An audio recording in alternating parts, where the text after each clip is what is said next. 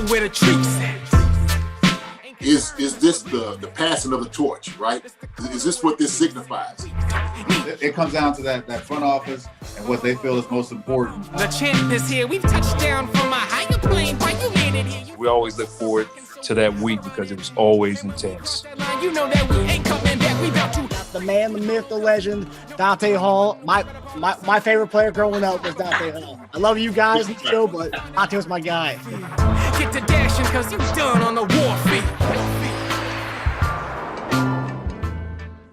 BetOnline.AG is your number one source for all your basketball info, stats, news, and scores. Get the latest odds and lines, including the latest player reports for this year's pro basketball playoffs. BetOnline is always your sports information headquarters this season, as we have you covered for all your sports wagering needs. Basketball, MLB, NHL, right to UFC, and boxing. BetOnline is the fastest and easiest way to get your betting info, including live betting options and your favorite casino and card games you can play right from your home. Head to the website today or use your mobile device to get in on the action.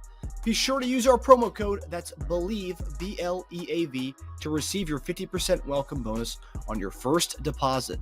BetOnline, where the game starts. Hey guys, welcome back to another episode of Chief Concerns. I'm Marcus Dash, coming to you guys from Budapest, Hungary tonight. We got our guy, former Chiefs tight end, Justyn Dunn, the legend. My man, how are you doing? Oh man, what's up, brother? What is up, man? Hey, more importantly, how are you doing? How's it going over in Budapest? How was in Europe right now? How's it going? Europe's great. Hot as hell, but I'm sure it's the same way back in DC. Humid. But yeah, no, right now, as you can see, I'm in a bunker in Budapest. Now I'm in my hotel. I'm in my hotel room. It's dark. It's 3 a.m. right now. On the 22nd, so Thursday 22nd for me. You're still Wednesday at 9 o'clock. So you got a whole day ahead of you, JD. I hear you. I was looking at your whole setup. That's what I was wondering. I was like, blink twice if you need help. You know. But no, I love it. It was different because, obviously when we're doing our regular show, you see all the paraphernalia and stuff around you, the Chiefs, man. So, but I did see on Twitter you repping. I'm saying the Dash is repping. You know what I'm saying? The Kansas City Chiefs out there. That's what you got to do. That's what it's all about. You got to let the people out there know who the Super Bowl champs are. You know, the world champs, the world football champs is where I put it there, right? That's reality. So funny story about that day, because we were visiting Toledo, Spain, and right after that picture was taken, I was wearing that Pat Mahomes and Kelce shirt. This guy asked me, he goes, "Where are you from?" American. And I was like, I'm from the DC area, but lifelong Chiefs fan. He was like, because I'm from Kansas City. I saw that shirt right away. Another Kansas City, and I was like, no, but I was like, just diehard Chiefs fan. Actually, co-host a show, Chief Concerns with. I was like, do you remember Chiefs tight end Justyn Dunn? He goes, of course I remember Justyn Dunn back in the day with Tony G and those guys. I was like, yeah, that's my host with our podcast. He goes, oh, it's great. He goes, I'm subscribed to your channel right now. I didn't get his name, but he is a minister in Kansas City, so I didn't get his name, but he subscribed to our channel right there because I looked, got the notification right away that he subscribed to our channel. So, awesome. Subscriber. I'm gonna figure it out, man. Put a little shout out on. Is he on Twitter and those social media or anything like that? I gotta. I mean, I don't know how it is, but I gotta imagine a minister, and I'm sure that some of them have social media channels and stuff in all over the place. So I'm probably. Yeah. They probably have people that handle that, of course. Mm-hmm. Well, shout out to the new subscriber to the channel, man. Coming to seeing some of the good stuff, the goodness of the Chiefs Kingdom has to give. The Chief Concerns, show is going to give you all the goodies. So hats off to him. Yeah, it was cool to see, and then also while I was in, it was weird while I was in Toledo because I'm always being mindful of what T-shirts of other teams out there. Didn't see many NFL stuff. I saw a guy with a Raiders shorts. Somebody wearing a Seattle Seahawks T-shirt, And I saw two other people when we were doing the tour. You know how like tours are, people had headphones in of what like their tour guide's saying. I didn't really get to like converse with other people once we got in there. But I saw a guy wearing Chiefs polo, and we just pounded it. That was pretty much it. I showed him my shirt. And I was like, ooh, did one of those. Right. But yeah, interesting to see that with three Chief connections on in Toledo, Spain, which is I don't know if it's the Mahomes effect, but it's crazy that that we're seeing lots and lots of Chief stuff Man, all over the place. man, I'm sure it has something to do with it, right? I mean, the guy's magical, and obviously everybody loves winners, and we're the winners. We're the ones on top, and you got to pay homage to the champions. Yeah. So the whole Queen, we are the champions, my friend. Yeah, so that is a Mahomes effect. Hey, like I said, man, we got to enjoy it. Uh, and the thing is, we're gonna keep this goodness going. There's gonna be another one next year. So, hey, man, let's just all get ready. All get ready. Yep. And put it into making this a dynasty. This is gonna be the dynasty effect, the official dynasty effect right here coming in for the season. I'm excited, man. There's a lot of good things that's going on. That's been happening in the building, happening out there on the field, just with the Chiefs in the entire direction. And so, I mean, it's when I see people, it's almost like this. When you see haters on Twitter and all these other social media not liking the Chiefs and arguing and stuff like that, it's like, okay, look, you know what? Do what you will, say what you must, but the reality is the Chiefs are on top. We're the baddest boys in the land. So, period, point blank, doesn't matter what you say. Until we get the throne, it is what it is. Okay, and it's gonna be like that for a long time. So while PM15 is in there, hey, go hit you over the head. 87 is going to be catching the rock. He going to play forever. Keep hitting you over the head. Now we trying to get that 9-5. Get him sold up for a long time. That's what we're working on now. So I'm loving it, man. That's the direction. That's the direction.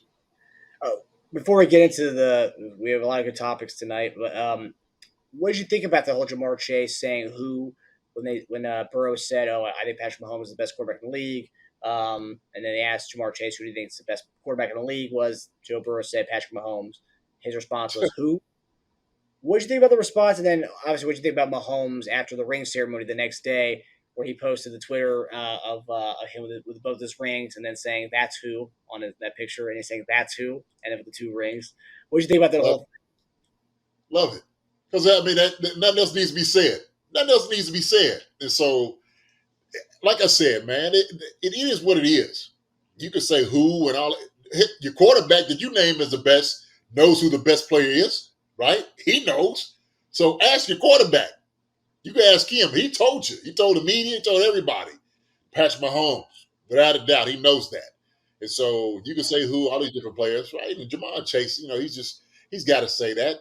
He understands it, and this is part of the competition. This is part of, you being a competitor in NFL. But hey, the reality is still Patrick Mahomes and the Kansas City Chiefs are number one. Period. And point blank. Yeah, Chase was getting a lot of flack from Chiefs fans, but like, what you expect Kelce to say, Joe Burrow?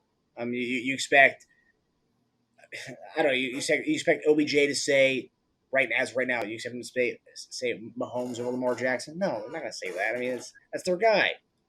Listen, are we going to deal with lies or are we going to deal with honesty here? Okay, so let's go ahead and make sure we base this on fact and get rid of the lies. Too much lies going on out there right now to be telling these tall tales like that, Jamar. So we know what the deal is. Okay, Patrick Mahomes is at the top of the pinnacle. He's at the top of the mountain right now, and he's going to be that for the foreseeable future until he decides to retire. Okay. Yeah, it's true. So, yeah, everybody's gunning for him, and shoot, rightly so, right? Everybody wants to be the best, but Patrick Mahomes is that guy. Yeah, 2 Super Bowl rings, 2 MVPs, 2 Super Bowl MVPs. I mean, yeah, he's in a class on his own right now. Yeah, he's wearing them like this, posing with it. I mean, shoot, Tom Brady when he was in here, he had the rings up, showing it all, right? I mean, it's what, Yep. part of the moxie. You got to show some of that, But The thing I love about it most too is like in the beginning of Brady's career, Brady was kind of like he wasn't like the that guy yet, the social media guy. Social media wasn't that big of a deal in the beginning of his thing. But right. Mahomes at such an early age is so with it where he sees all the crap that's being said out there. He sees obviously he talks about everyone doubting us all the time, but like the fact that he waited to respond to the whole who by with the ring to say that's who, it was almost like Jamar Chase set him up perfectly for the ring ceremony post the next day, which is just gold. Yeah, but that Patch is going to pay attention to the guys that he's going to compete against, right? That he's going against, and so more so than anything else, Jamar Chase, his word is going to go a lot longer or harder against than somebody else who's just a keyboard warrior back here talking about you suck, Patrick. Yeah. He ain't listening to that. He want to talk to the guys that sat down the field. As a matter of fact, just show him. So he's done that. Yeah. He done sent Chase him home. So. Yeah, it's the best rivalry right now in the NFL, Cincinnati and Kansas City, and I think it's definitely another page in the long book of stuff ahead with Cincinnati and Kansas City. As long as Joe Burrow's on the other side, and as long as Patrick Mahomes is on our side, it's gonna be a lot of this pettiness type stuff as we continue, especially as we continue to play them in the regular season and in deep playoff runs. Yeah, no, it's much watch TV, no doubt about it. I mean, we got two talented teams. It's not taking anything away from Bengals. We know they're a very, very talented team. Yeah. I see it all. I see, all the little things they talk about. And somebody had a jersey with 0 on it, and then on the back it had rings on the top. I was like, I love that. Actually, I kind of saved that one because I have a friend that works with my wife, and she's a huge, diehard Bengals fan. So the next time she's talking noise, I'm gonna send it to her. That's good. Little petty, just a little pettiness, just a little bit coming out. Oh man, that's good. Yeah. So actually, talking about Cincinnati and Kansas City is a perfect segue for the first one, and talking about Super Bowl rings. Talking about a guy who played for both teams, Cincinnati and Kansas City, who just won a Super Bowl ring with the Chiefs, Carlos Dunlap. So in a recent interview with Forbes, Dunlap spoke on his football playing future and whether a return to the Chiefs remained a possibility. After getting a taste of postseason success in Kansas City during the 2022 season, Dunlap is convinced that he can still help an NFL team win a Super Bowl title. In the interview, he said, quote, "I can help another team get one of their own or help the Chiefs again. The Chiefs haven't ruled that out, but currently it's a waiting game." So big thing for me is that I wanted to ask you specifically the last sentence of this. The Chiefs haven't ruled that out, but it's currently a waiting game. Yeah. We talked about last year that, the Chiefs weren't going to sign an edge until training camp was, pretty much going on because guys, older guys like this, Dunlap, who was that guy last year, don't want to be hanging around doing the other stuff until when it's time to play. Dunlap already went through that with the Chiefs. When he says the Chiefs haven't ruled that out, but currently it's a waiting game, is it a waiting game from the Chiefs' point of view? Because talking about from player speak, what's he saying right here? Is he saying I'm waiting to get a better offer, or I'm waiting from the Kansas City because they may have already offered me something, but I'm waiting to get a better one, or it's a waiting game as far as do they want him? What do you think that means when you decipher through that? It's almost like we were talking about what happens, during training camp and how guys get signed later on. And so he knows that sometimes you got to feel what you're going to have on the team. And, mini camp and a little bit of, the OTAs is not going to show you everything. They're not going to show you who everybody has. And then sometimes guys get hurt. Sometimes you realize it's just not a good fit. And if teams are looking for a guy that can come in who, he had a decent year last year, he contributed, I think, effectively for our defense. He had 39 combined tackles. I think he had 4 sacks. He had some pressures, 12 hits, I think, on the quarterback. So Dunlap is a guy that's been around for a long time. His leadership, his experience is going to help out anybody. And I think, like you said, it's a waiting game. So the waiting game goes into, training camp is coming up. He's got some time to sign with a team. sometimes teams don't necessarily know what they need until they get into training camp saying, do we want to go with this, roster during the season? Are these guys good enough to carry into the season? Is this guy going to get some playing time? Can we get somebody off the street like a Carlos Dunlap that's going to come in and add something to what we're doing? And maybe another young guy, put him on a practice squad or whatever to develop him a little bit later. And so that's what he means as far as like it being a waiting game. That's pretty much what it is. Right now, I'm looking at the Chiefs roster, defensive end wise. They got some guys. There's some numbers there. And so if you're thinking about if a team is carrying defensive ends, how many can carry for the season? That's going to be the question. And the thing is Carlos Dunlap better than the guys that they're carrying than what they have? And so, look, we know we got a first-round pick who is going to be a tremendous help to what we do. I think he's going to be a wonderful talent who's going to develop into becoming a very, very good player for us. Then we got George, obviously, the animal, Kalafkis, still doing damage. He's going to get better than he did last year. And then, we have also, too, Mike Dannon. We have, I'm trying to think, who else we have on there? Minahu. Yeah, the Minahu. Yeah, that's going, woo. That's going to be a guy that I think is going to help out a whole lot. I think he's going to be really, really good for us. And so, we got a young guy, B.J. Thompson, that we got from Stephen F. Austin, he's a pass rush specialist. Get him stronger, get him out there, develop. He may be like one of those young guys you want to develop a little bit later. But I think this is what, when you start looking at the numbers and the guys that you have on teams, 32 teams that's evaluating right now. It's going to be like they're doing training camp. So it is that wait and see. That's what it means is like I said before, just the ideal time when guys start to get signed. All right, so for our next topic, we're going to go to a guy that everyone kind of has high hopes for. Second round pick last year, and as everyone always says, tough for a rookie to kind of break through in the Andy Reid offense. And we kind of saw him expanding his role a little bit in the playoffs with all the injuries happening.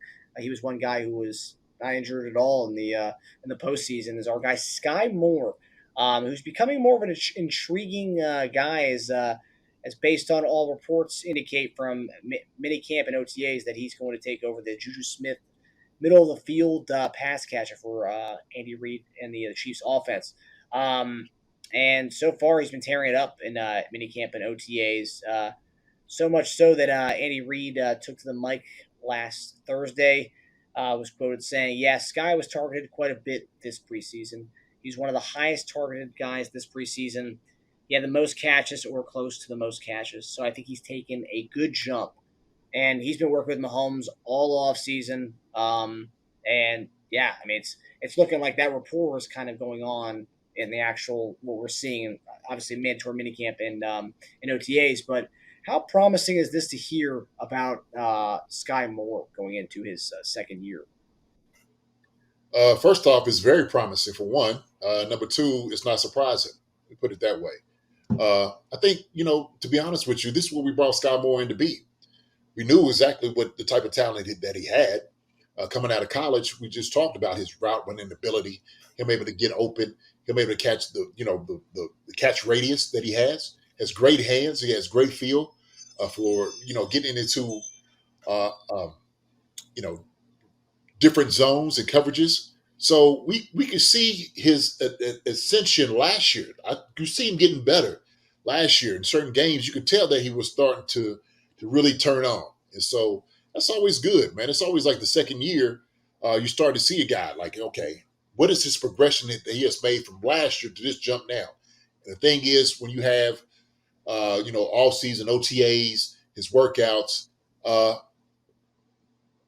he's one of those guys that this is what I'm expecting. I'm expecting that. I'm expecting 50 balls from Skyy Moore. So this is what I'm gonna say. I'm projecting Skyy Moore being around 45 catches this year, at least. Okay, just because of what I could see what he did last year and what he could be this year. And so Skyy Moore has all the ability to be a good NFL receiver. He does. A solid guy in this league. And so his ability has never been a question to me. It never has been. I think it was just the development part and how long it was going to take to get to where he needs to get to.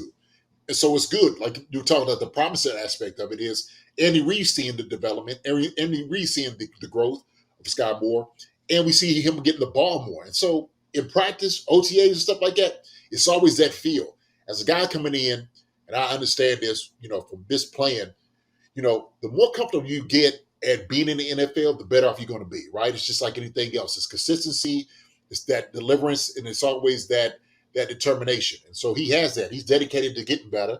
We know that we're going to get the ball in his hands because he's a weapon. We brought him in to be a weapon. And so I see Skyy Moore getting at least 45 balls. That's what I'm projecting him at.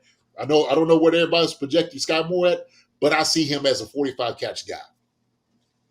Yeah, he's an interesting one because I think he's a very important piece where we talk about the moving on from Tyreek Hill, and we have all these young receivers, and then you have last year, for example, we drafted him, but we signed MVS and Juju. Juju's gone. MVS is the kind of lead veteran in that room now. We trade for Kadarius Toney, but we talk about that the rookies on this team, the younger guys, kind of stepping up, and in order for this team, I think, to continue at the prowess that it has been, is the receivers, the young guys that we've drafted, need to kind of pan out. And obviously, rookie year, a lot to learn, a lot of guys ahead of him on the depth chart. Now, not a lot of guys ahead of him on the depth chart. And it's a second year. He's been working with Mahomes in the offseason. He's getting all these targets in OTAs and minicamp. I think it's important for him to have a breakout year. And if he doesn't, that could hurt as far as the depth of the Chiefs receivers in the kind of overall progression of that. And also, like, the high pick that not really panning out, second round, where you're taking one of the top receivers in the draft, right, not panning out, that would hurt the Chiefs. And Veach has done an amazing job drafting all these guys. If Skyy Moore doesn't kind of take that next step, which I think he will, I think it's important. I mean, I forget, like, it needs to happen as far as, like, if we want to see our receiver group grow. But I think it's a very important year just for our kind of scout's sake, because we placed a high investment on him. Yeah, but to me, you draft a guy that high because you do your homework on him, and so to me, he has that capability. We know that. And so when you do a deep dive into who Skyy Moore is, he's a guy that can fit into this offense, and he can do it really, really well. And so when he's watching a guy like Juju in front of him, he's watching how these guys are working. He watches and he's starting to get comfortable in the offense in the NFL. You can see, hey, this is a guy that can make that growth. He can take that step to getting better in this league. And so I think a lot of that, like I said, Veach and all those guys are not just taking a guy. Like I said, I've said this before. The guys that the Chiefs have in the wide receiver room, they're not just guys. These are dudes. These are real guys. These are real dudes. They ain't chopped liver whatsoever.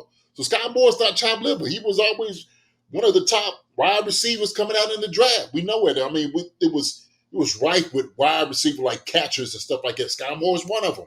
Skyy Moore is one of those guys that you was like, oh my gosh, this guy keeps showing up. He keeps getting open. He keeps burning DBs. He keeps burning safeties. And so we can see that. I think sometimes when you have guys like that come in and get drafted that high, you want him to be that guy right now. Okay? Some guys are that guy, right?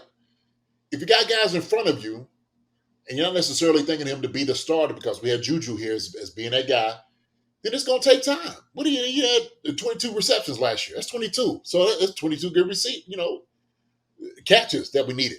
He'll double that. Shoot. If he triples it, won't be shocked.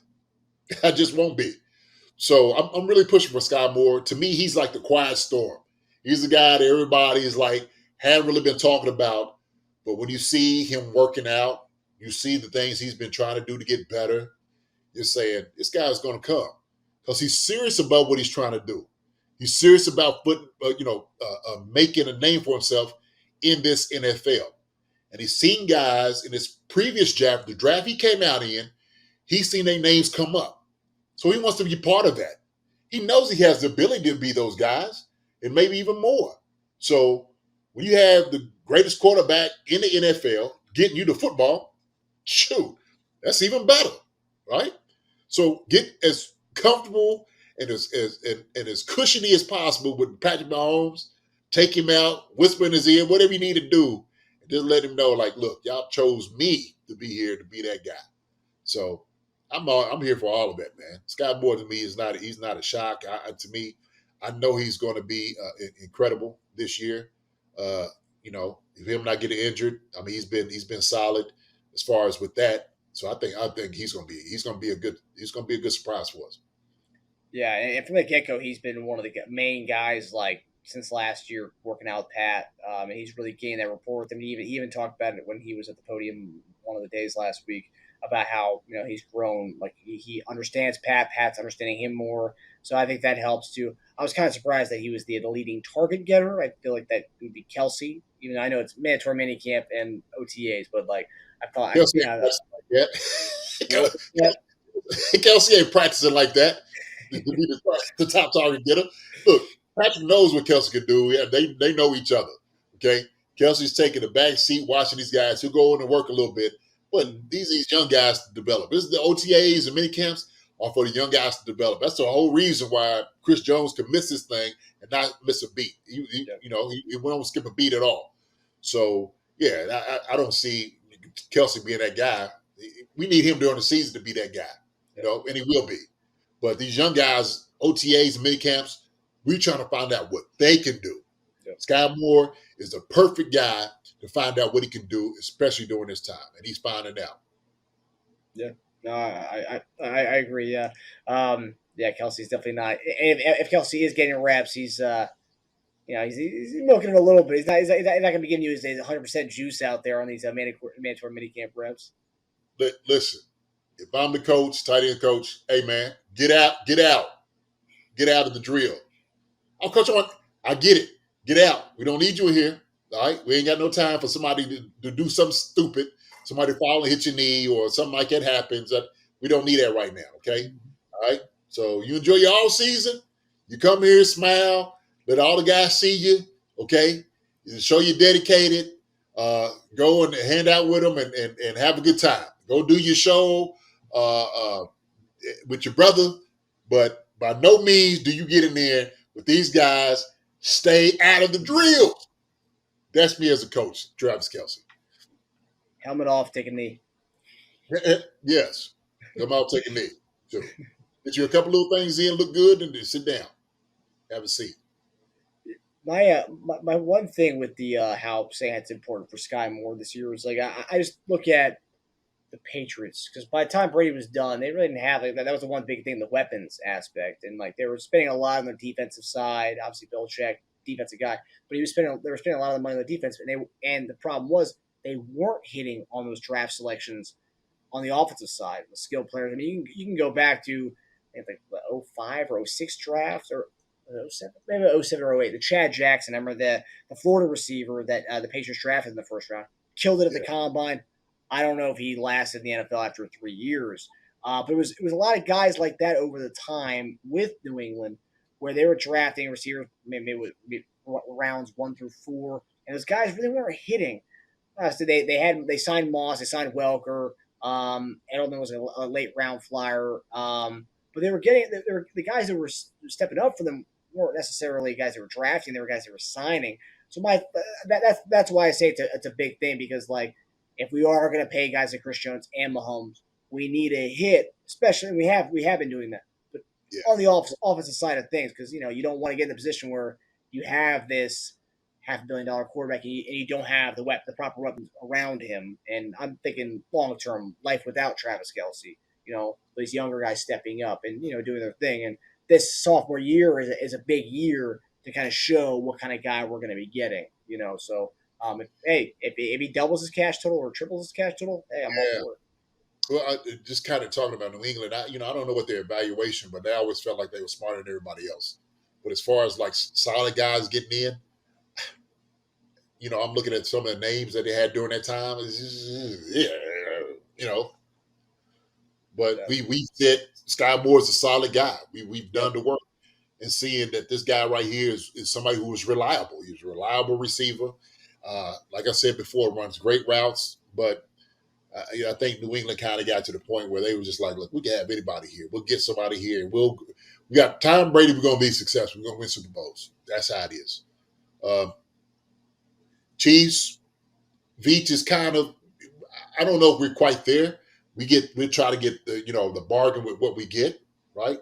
But it's going to be a full evaluation who these guys are. If they are right fit for the organization, what we do offensively and defensively, and seeing if guys are thirsty, if they're hungry, and they just match up well mentally to what we do. So Skyy Moore fits the bill, man, for me and the Chiefs. I agree. And so far, he's looking the part as far as putting in the work with Patrick and all the extracurriculars he's doing with Pat. Hey, man, PM15 happy. That's all that matters. You get the ball to him, that's a great thing. Yep. That's all you can ask for. Right. That's it. You mentioned Chris Jones, and obviously we have the Chris Jones contract extension watch. So another week goes by and nothing to report as far as they're going to get a deal done. But at the conclusion of mandatory minicamp, Andy Reid and Patrick Mahomes both seemed confident that a deal would get done by training camp. This is Andy Reid on the situation. Quote, so Chris wasn't here.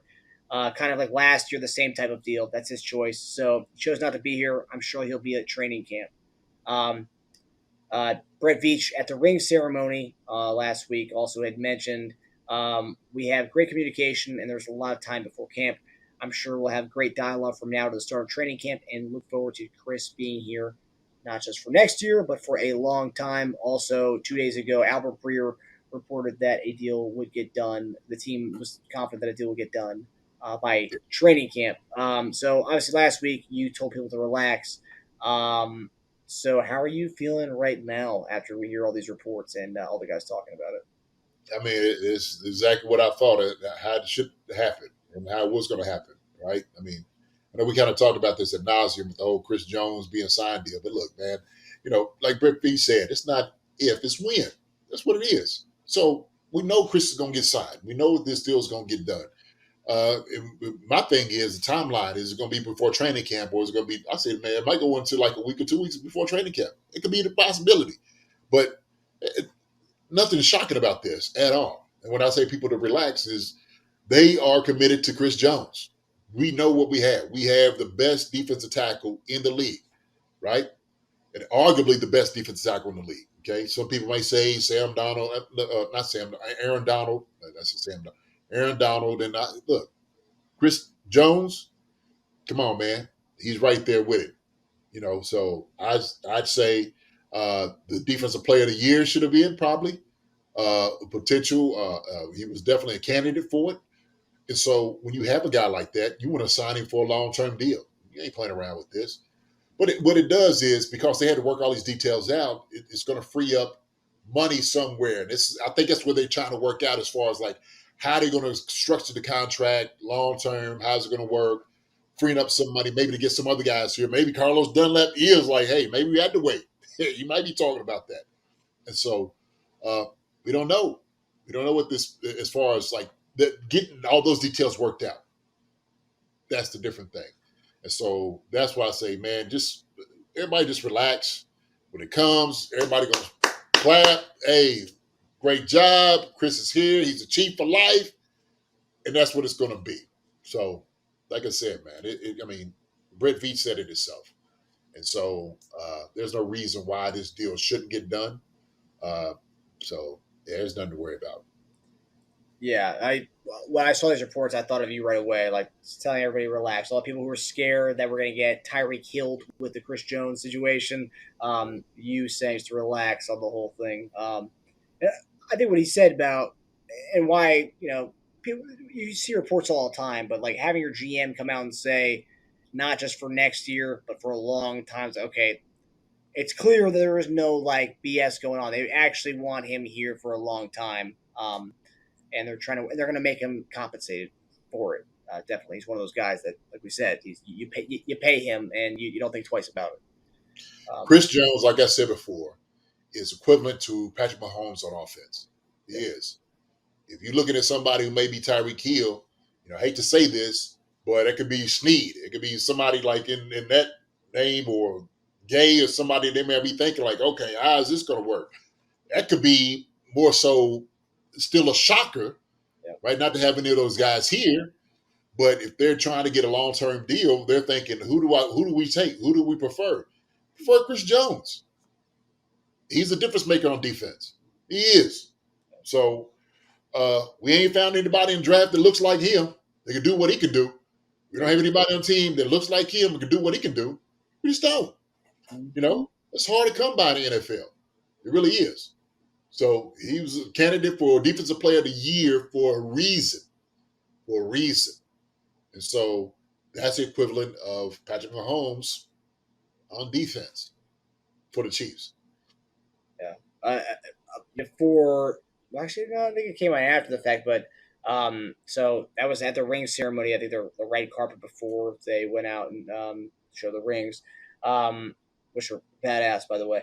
But someone had saw that Chris Jones wasn't at the event, and people were like, "Oh man, things aren't good. Chris Jones wasn't there." And Chris Jones replied with some random person online. That Chris Jones replied to the tweet saying, "I was sick."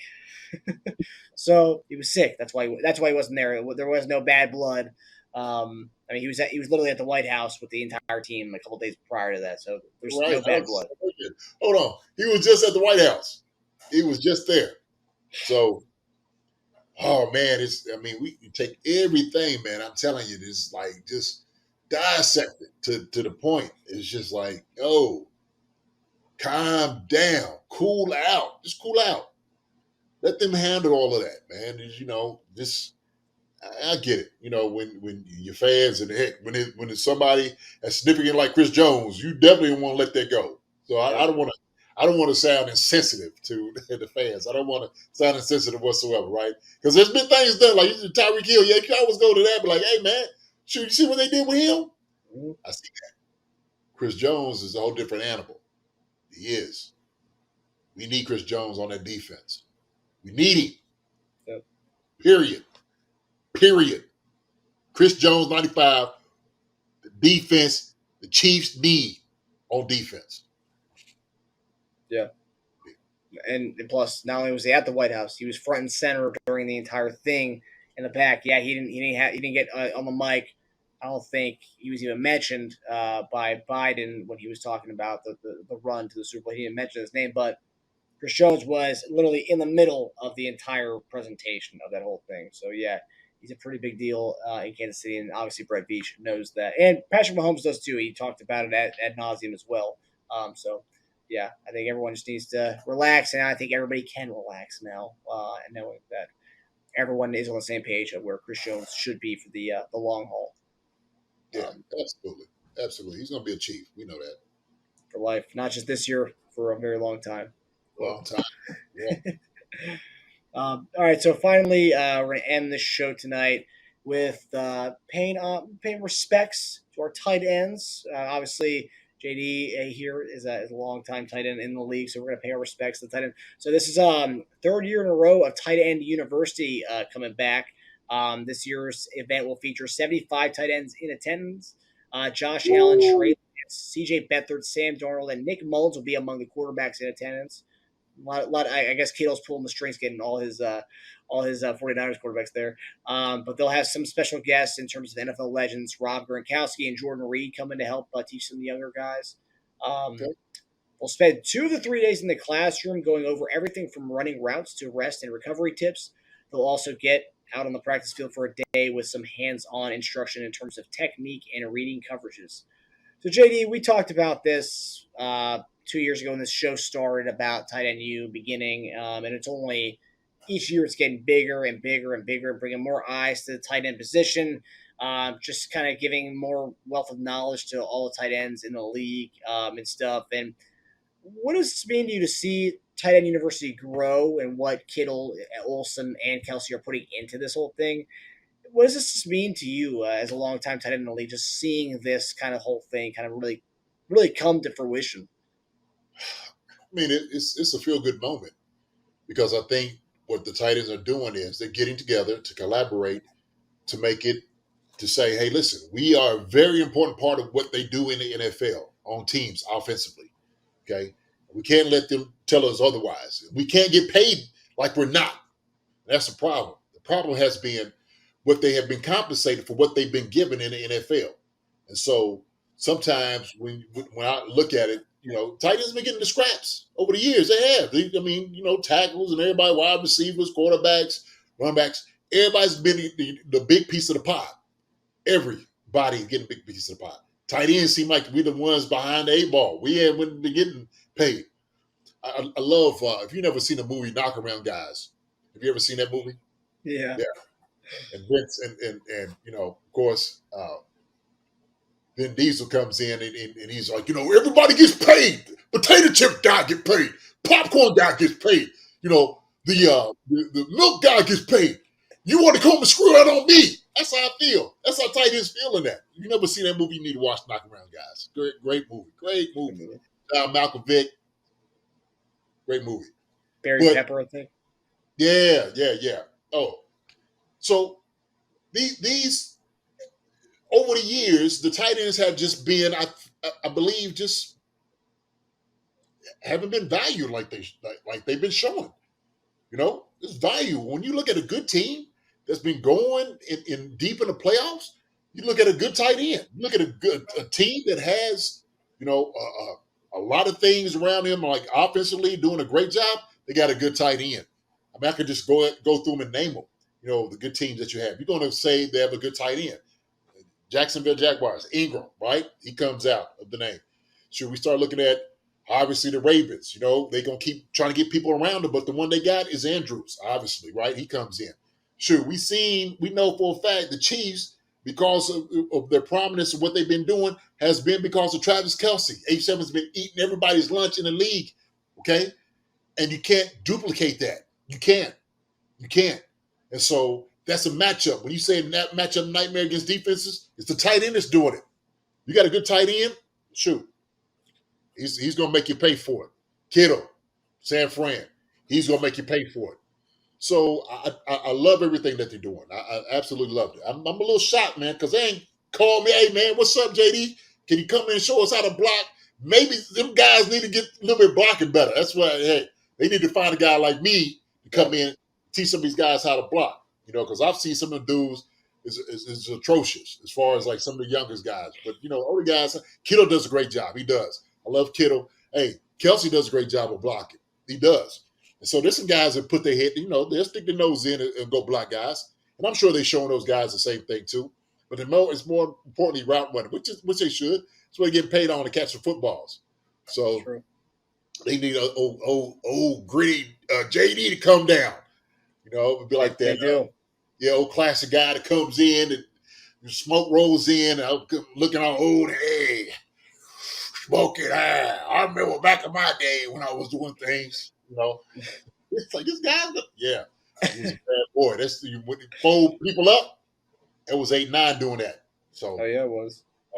Yeah. So man, I like it. I like every bit of it, man. So no, seriously, those guys doing a great job. I don't think it's just going to keep growing, but I do love it because I think they're making a priority, which they should. And guys need to be compensated and paid for what they've been given to the offenses. And that day is over. Just paying tight ends, little bits and pieces. You guys get them paid. Yeah, and I think with Kelce being the top dog in one of the league's best offenses over the last few years, that's helping bring the tight ends, like that big name, and obviously him being the face, one of the faces in the offense, the White House, SNL, it's bringing just like more like overall from the high school youth league. I think kids want to be tight ends because they want to be the next Kelce now. George Kittle also another big face and who's on a lot of advertisements and stuff. So like the tight end is getting out there, man. Like I haven't seen the tight end be like this, like these guys are kind of like celebrities in a way, like outside being NFL players, these are like celebrities. And we haven't really seen this to this extent where so many tight ends are starting to get that like fame. And I mean, who's to say tight end? It's all within recent years, and I think tight end university is a big part of really getting it out there. And I think it's great what these guys are doing. Well, Kelce, because he's in a class all of himself, man. He just put everything out in the stratosphere because he's just doing things on TV. He had the one where he did the dating thing and all of that being out there. I mean, he's been doing this, and so it's good for him to be the face of tight ends in the NFL right now. And so that's what he gives, and then that takes somebody that has that type of attitude and his demeanor and the way he carries all the things that he does, and to be out there doing things like that.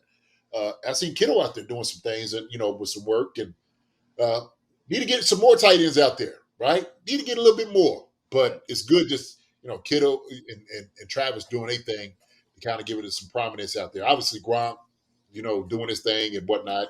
TG's going out there on different things as well. But man, these guys, because of what they've been given, are part of the faces of the franchise. When you start naming franchises, you can't leave these guys' names out. You just can't. And so, but that is very important. That's very important for the direction of what the NFL should mean, or at least how they should at least like tight ends. And I was looking for a different word, but and I think that's what it is. I think they need to appreciate. That's the word I'm looking for. Appreciate the tight end. Appreciation. It's always good. Money, talk, right? Yeah. Give him a little bit of that. I mean, and also too, like, that you mentioned Gonzalez. I mean, Gonzalez, as far as like stardom, at that star power, at that time, he was pretty the only tight end that had that star power, like the super celebrity type star power from that tight end position. But now we mentioned Kittle, Greg Olsen, great on the mic. He's like Fox's like lead color guy for NFL games.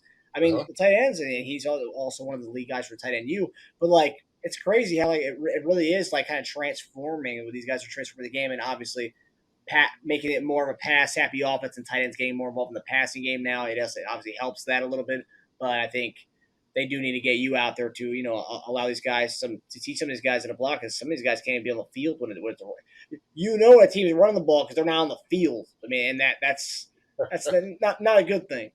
Yeah. So, yeah, man. Hey, I'm here for it, man. It's just right down the road. Ain't too far from, about 3 hours away. So, yeah, okay. I'd love to come and show up one day. I'm sure I might just have to take a trip to see what it's all about. Yeah, I'd be an honor to get out there and go out there and just kind of, chop it up with the guys. Teach them some things. So just watching how they're doing stuff, man. But I'm so happy that they've been doing this and putting this thing together. I mean, it's really good. It's really good. It's a feel good thing. Happy to see it. Yeah. And they'd be lucky to get your wisdom out there, JD. I know I get it every week on the show, but they'd be lucky to get it even for a couple of minutes, especially all the stuff that you'd have to teach them on the field and as well as off the field. Absolutely. I'll make time. I got time. I'll make some time. If you ain't got it, I'll get it. You know what I mean? We'll tag tight end you in the tweet and in our YouTube when we post this. Yeah, baby, that's right. All right, guys. Well, that does it for us. It's 4:00 here in gosh, where am I? Right, I'm in Hungary. Next time I see you guys, I'll be in the land of Arnold Schwarzenegger. I'll be in Austria next episode. So yeah, so I hope you guys enjoyed the episode. And we'll see you guys next week. JD, I love you, brother. Love you too, man. Be safe over there, okay? Be talking to you. All right. Have a great time. All right. Enjoy everything, the wedding, everything, the countries, and hey, bless you. Okay. I'll take care.